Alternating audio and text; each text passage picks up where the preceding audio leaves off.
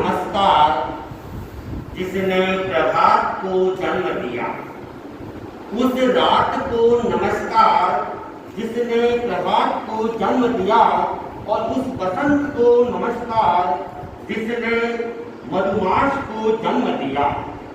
यूं तो नमस्कार है सभी महापुरुषों को, यूं तो नमस्कार है सभी महापुरुषों को, पर उस माँ को नमस्कार जिसने महावीर को जन्म दिया, उस माँ को नमस्कार जिसने महावीर को जन्म दिया।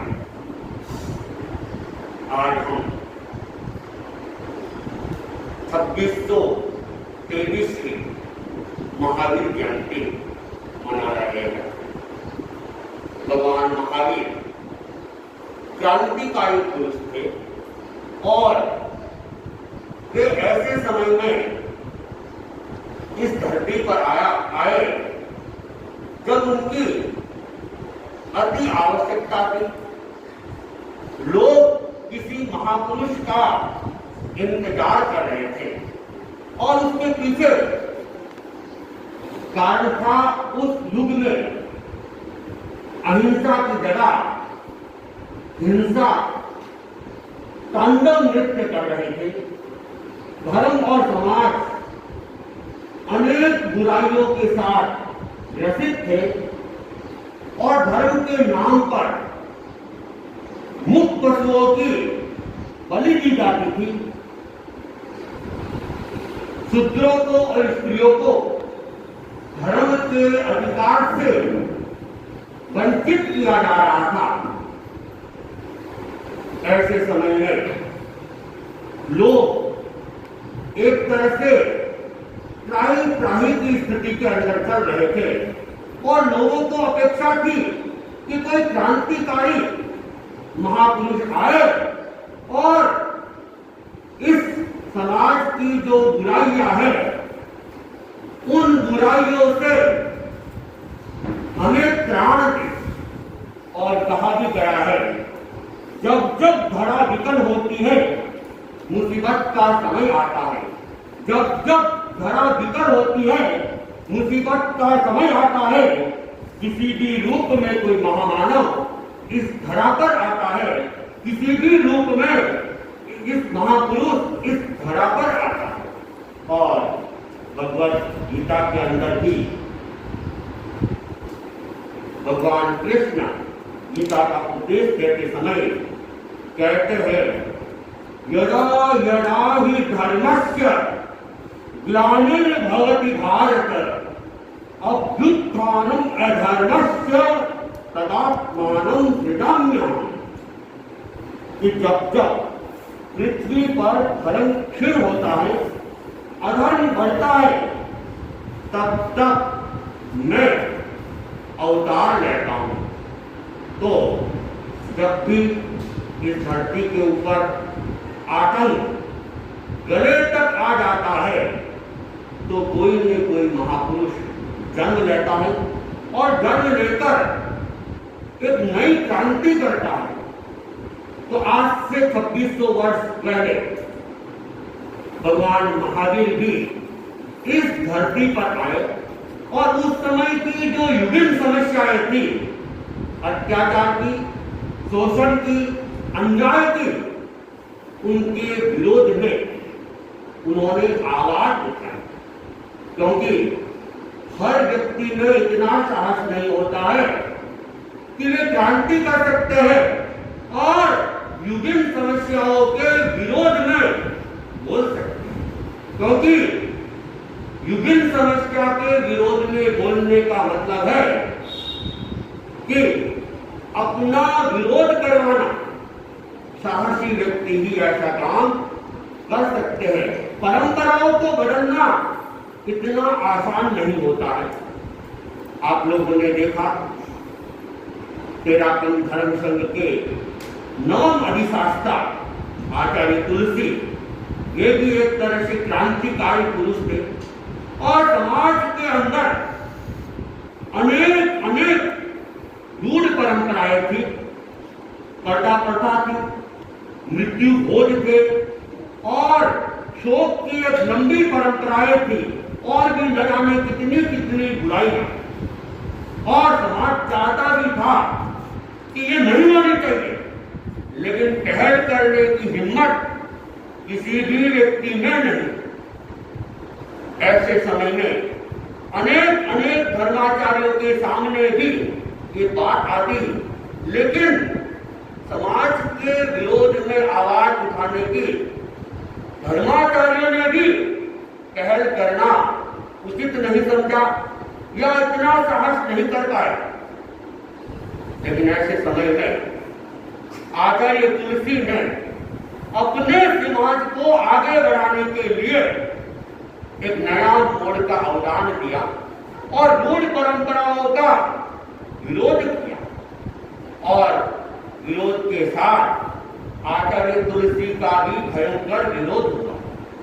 और करने वाला भी कोई नहीं, उन्हीं का श्रावक समाज। लेकिन आचार्य तुलसी डटे रहे और आज समाज में एक क्रांति हो चुकी है, काफी कुछ परिवर्तित हो चुका है। तो ये देखें तो नई नई समस्याएं और पैदा होती जा रही है। उन समस्याओं का निवारण किया, लेकिन आजकल दूसरी समस्याएं दूसरे तरह से आडंबर, चाहे वो तपस्या में हो, चाहे जन्मदिन पर हो, और चाहे शादी ब्याह में हो, नए आडंबर और चालू हो गए। और अपेक्षा समाज को आज भी है कि उनके ऊपर लगाम कसी जाए, और चाहे अमीर हो, चाहे गरीब हो, चाहे मध्यम परिवार हो, सब लोग बोलते यही है ये ठीक नहीं है, लेकिन पहल कोई भी नहीं कर रहा है। चर्चा तो हो रही है ठीक नहीं है, और बंद भी करना चाहता है, लेकिन पहल कौन करे?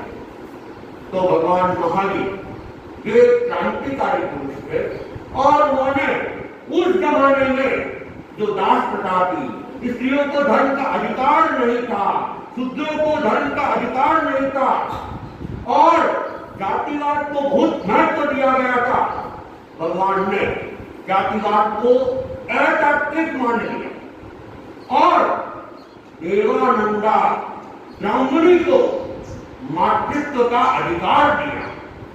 ब्राह्मणों को दीक्षा देकर, गंधर्व बनाकर ब्राह्मण समाज को महत्व प्रदान किया। तो मेहतारियां जैसे शूद्रों को भी संयम जीवन अंगीकार करके उनको पूजनीय बना दिया, और जहां स्त्रियों को दीक्षा देने का अधिकार नहीं माना जाता था, धर्म का अधिकार नहीं माना जाता था, वहां चंदनमाला को दीक्षित ही नहीं किया, बल्कि साध्वी प्रमुखा बनाकर साध्वी समाज का नेतृत्व उनको सुपुर्द करके स्त्रियों को भी पुरुषों के समान धर्म का अधिकार दिया। भगवान महावीर ने जो धर्म का उपदेश दिया, वो केवल उस काल के लिए नहीं, बल्कि आज के लिए भी उतना ही उपयोगी। भगवान महावीर ने अनेक अनेक छोटे सूत्र दिए, और उन छोटे सूत्र को अगर जीवन में एक भी सूत्र धारण कर लिया जाए, जीवन का कल्याण हो सकता है। और भगवान महावीर ने श्रावकों के लिए जो आचार संहिता दी, अगर उस आचार संहिता का पालन मानव मात्र कर ले, निश्चित ही देश की नहीं विश्व की समस्याओं का निवारण हो सकता है। भगवान महावीर ने श्रावकों के लिए 12 व्रत की परंपराएं थी। अगर 12 अनुव्रतों को, श्रावक के 12 व्रतों को स्वीकार कर ले, न पर्यावरण की समस्या रहेगी, न आतंक की समस्या रहेगी, और जो आज संग्रह की वृत्ति बढ़ती जा रही है और गरीब गरीब होता जा रहा है, ये समस्या भी नहीं रही। तो भगवान महावीर ने ये जो श्रावक की आचार संहिता 12 व्रत दिए, ये 12 व्रत संपूर्ण मानव जाति और संपूर्ण प्राणी जगत के लिए कल्याणकारी है। आज दुनिया ये चाहती है, समस्याएं बढ़ रही है, जल की समस्या बढ़ रही है, बिजली की समस्याएं बढ़ रही है, प्रदूषण की समस्याएं बढ़ रही है, इनका निवारण चाहती है। भगवान महावीर ने इनका निवारण आज से 2500 वर्ष पहले ही दे दिया। अगर उन सूत्रों को खोला जाए, उन सूत्रों के ऊपर चिंतन मनन किया जाए, तो हम देख सकते हैं कि समस्याएं समाहित हो सकती है। आवश्यकता है कि भगवान महावीर के उन सूत्रों को हम पढ़े, समझे और जीवन में उतारे। भगवान महावीर ने धर्म की परिभाषाएं दी और उन परिभाषाओं में अनेक सूत्र दिए। उसमें एक सूत्र था समता। भगवान महावीर की साधना का जो मुख्य हेतु था वह समता की साधना। उन्होंने आत्मवत् सर्वभूतेषु इसको आत्म मंत्र बनाया था। हर जीव को आत्मवत् समझा था और उसकी साधना करने के लिए उन्होंने उग्र तपस्या अविचल ध्यान किया। भगवान महावीर का ध्येय तपस्या नहीं, भगवान महावीर का ध्येय ध्यान नहीं था। उनका जो साध्य था वह साध्य था समता। और समता की साध्यता को प्राप्त करने के लिए भगवान महावीर ने ध्यान को माध्यम बनाया, ध्यान को मार्ग बनाया, तपस्या को मार्ग बनाया और मौन को मार्ग बनाया।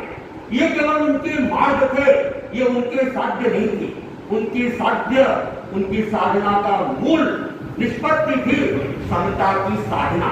और हम देखते हैं कि उनकी समता ऐसी घटित थी कि जहां असंख्य देवगण जिनके चरणों में नतमस्तक होते हैं, जो भौतिक संपदाओं के और शक्तियों के सर्वोच्च स्वामी माने जाते हैं, वो इंद्र भी एक इंचन महावीर के सामने नतमस्तक हो गया।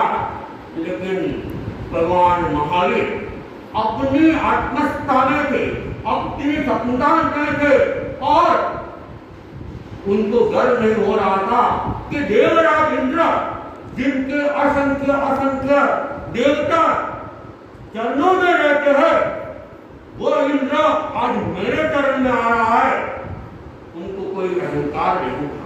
और यहां तक कि चंद्रकोशिक जैसे विषधर ने भगवान को डंक लगा दिए, लेकिन भगवान उसके कुपित नहीं हुए और वहां भी उन्होंने मैत्री की धारा प्रवाहित की, क्षमता की साधना में रहे।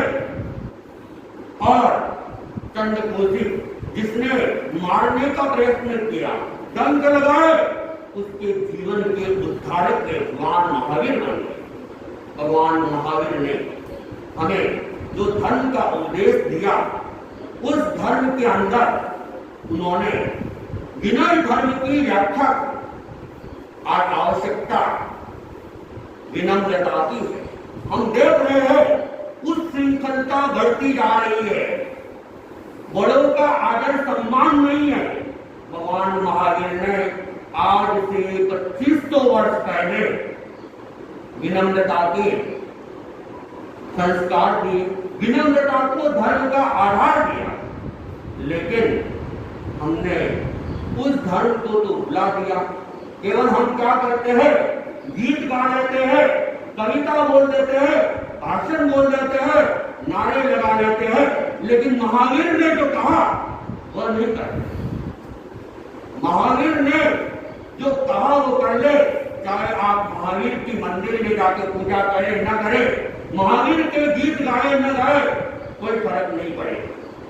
हम महावीर के केवल गीत नहीं गाए, गुणगान नहीं करे, हम केवल नाम के अनुयायी नहीं बने, बल्कि उनके बताए हुए मार्ग पर चले, तो ही हम सच्चे महावीर के अनुयायी हो सकते हैं। लेकिन महावीर ने जो मार्ग बताया, विनम्रता का मार्ग, आज विनम्रता अंशों में कहीं कहीं दिखाई देती है, बाकी छिन्न भिन्न हो रही है। और आजकल क्या है, जमाना पढ़ाई का, शिक्षा का ये युग है। पूरा विश्व शिक्षा के क्षेत्र में और विज्ञान के क्षेत्र में अपना विकास कर रहा है। लेकिन कहा गया कि विद्या वही विद्या है जो विनम्रता का विकास करे। अगर वो अहंकार को बढ़ाती है तो विद्या वास्तव में विद्या नहीं है। लेकिन हम क्या देखते हैं, आजकल तो बड़े लोग होते पढ़े लिखे, वो बड़ों का सम्मान करना वगैरह जानता ही नहीं। और मैं मानता अरे हमसे ज्यादा कोई जानकार थोड़ी है, अरे हमसे ज्यादा समझदार थोड़ी है, अरे कौन से युग में ये लोग जी रहे, हम 21वीं शताब्दी में हैं और ये 17वीं शताब्दी की बातें कर रहे हैं। इस तरह की सोच आज के जमाने की बढ़ती जा रही है। एक छोटी सी घटना आती है कि एक लड़का था, माँ का इकलौता बेटा था और माँ का और इकलौता बेटा माँ के प्रति पूर्ण समर्पित भी था। अब जब वो पढ़ लिख के तैयार हो गया, व्यापार करने लग गया, तो माँ ने देखा अब बेटे के हाथ पीले कर देने चाहिए, इसकी शादी कर लेनी चाहिए। तो माँ ने बेटे को कहा बेटा तुम शादी कर। बेटे ने कहा माँ तुम इस झमेले में मुझे फंसा रही हो, जैसे चल रहा है वैसा ही ठीक है, शादी वादी के चक्कर में मैं फंसना नहीं चाहता हूँ। आजकल जमाना शादियां करने लायक नहीं रहा, शादियां करते ही अनेक अनेक उलझने पैदा हो जाती है। मैं सुखी और शांति से जीवन जी रहा हूँ, यही अच्छा है। माँ को तो बहू लानी थी, तो माँ ने खूब आग्रह किया, लेकिन बेटा मान नहीं रहा था। हालांकि बेटा समर्पित था, विनीत था। तो माँ ने कहा देख माँ बेटा मेरी बात सुन, मैं अब बूढ़ी होती जा रही हूँ, कब तक ये घर के काम करते रहूंगी, अगर तुम शादी कर लोगे घर में बहू आ जाएगी, मुझे भी थोड़ा आराम मिल जाएगा। तब बेटे ने कहा ठीक है माँ, अगर तुम ऐसा सोचती हो और तुम्हें अगर आराम मिलता हो तो तुम्हारे लिए तो मैं कुछ भी कर सकता हूँ, तुम्हारी जैसी इच्छा हो ऐसा कर। तब उस माँ ने लड़कियां देखनी चालू की। अब वह माँ देख रही है बेटा पढ़ा लिखा है तो बहू भी पढ़ी लिखी चाहिए। तो एक उस जमाने में तो बीए पास भी महत्वपूर्ण होता था, आजकल तो बीए बीकॉम को कोई पूछता ही नहीं है, एमकॉम को भी कोई पूछता नहीं है, उसके अलावा कोई बड़ी डिग्री हो तो बात अलग है। लेकिन उस जमाने में बीए की डिग्री भी बहुत महत्वपूर्ण थी। तब एक बीए पास लड़की के साथ में उसका संबंध पक्का कर लिया और समय की शादी करवा दी। बहू घर आ गई और आप लोग जानते हो नई नई बहू आते हैं तो 2-4 दिन तो कोई काम करवाते नहीं है, उसकी भी सेवा करते हैं। तो बहू की भी सेवा हो रही थी, लेकिन दिन बीतते गए, 10 दिन हो गए, 20 दिन हो गए, बहू तो काम करती ही नहीं, काम तो पूछती भी नहीं है।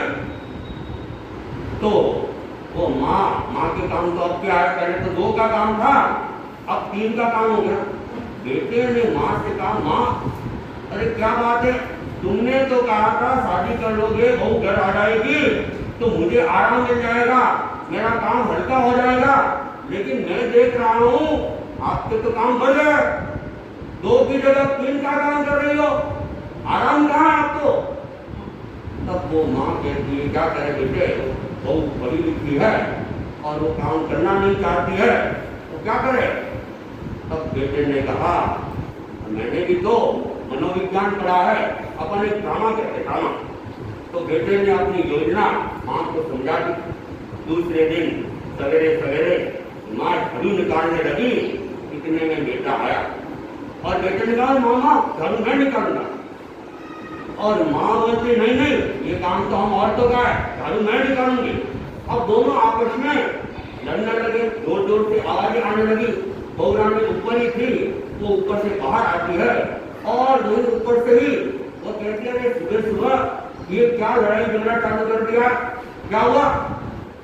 तब बेटा कहता है माँ बूढ़ी है, मैंने कहा झाड़ू मैं निकाल देते हूँ, लेकिन माँ कहते नहीं औरतों का काम है मैं निकालूंगी। इस बात पे बहस हो रही है, माँ कहती है मैं झाड़ू निकालूंगा और मैं कहता हूँ मैं निकालूंगा। तब बहू रानी ने कहा आप पढ़े लिखे हो, क्या इतना झगड़ा करते हो, आप सब समझौता कर लो, आधे दिन ये लगा लेंगे, आधे दिन आप निकाल लो, झगड़ा खत्म। और ये नहीं कहा कि मैं भरूं। तो जब ये पढ़ाई लिखाई की ऐसी समस्याएं पड़ती है कि विनम्रता नहीं होती कि हम बड़ों को कैसे काम के लिए कहे, हम खुद काम क्यों नहीं करें। तो ये समस्या है, शिक्षा की आजकल क्या है, समस्या का कारण बनता जा रहा है। और आचार्य महाप्रज्ञ जी ने, आचार्य तुलसी ने देखा कि शिक्षा जगत में शिक्षा का विकास तो हो रहा है, लेकिन शिक्षा का सर्वांगीण विकास नहीं हो रहा है।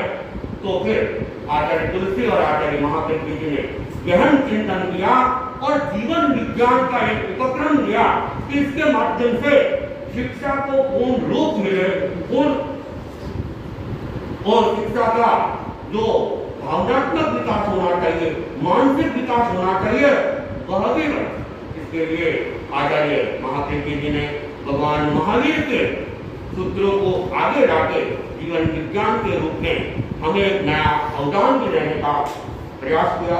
भगवान महावीर के सूत्र तो बहुत है और बोलते जाए तो कोई कमी भी नहीं है, लेकिन समय की अपनी सीमा है। तो मैं केवल एक मुक्तक के साथ भगवान महावीर को जन्मदिन की मंगल कामना, बधाई या श्रद्धांजलि अर्पित करते हुए अपनी बात को विराम देता हूँ। बहारों को, सितारों को, नजारों को नाद है तुझ पर, बहारों को, सितारों को, नजारों को नाद है तुझ पर, हवाओं को, घटाओं को, फिजाओं को नाद है तुझ पर। वो त्रिशला के वीर पावन किया तुमने इस वसुंधरा को, वो त्रिशला के वीर पावन किया तुमने इस वसुंधरा को, अमन को, चमन को, गगन को नाद है तुझ पर, अमन को, चमन को, गगन को नाद है तुझ पर।